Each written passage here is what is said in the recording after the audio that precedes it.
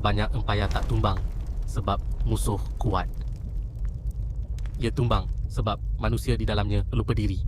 Selamat datang ke Studio Dua Garis. Hari ini saya Sena dan kawan baik saya, Raka, akan bercerita satu cerita atau fakta hari ini.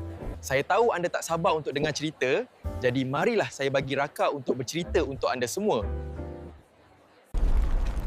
Bila kita fikir tentang empayar runtuh, kita bayangkan perang tentera. Musuh dari luar.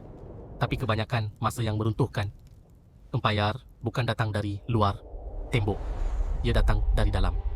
Pemimpin yang mula tamak, rakyat yang hilang percaya, kuasa yang tak lagi dikawal, dan perlahan-lahan sesuatu yang pernah kuat jadi rapuh. Mula dengan niat baik, janji manis. Tapi bila kuasa terlalu lama di tangan manusia, ia berhenti jadi tanggungjawab. Ia jadi hak. Undang-undang mula dibiarkan. Kebenaran jadi kabur. Dan orang di atas mula lupa. Jap iklan. Kalau korang nak belajar buat video AI dengan macam-macam animasi atau pelbagai cara, jangan lupa tengok pin video, pin playlist atau di bio. Okey, sambung. Siapa mereka sepatutnya jaga?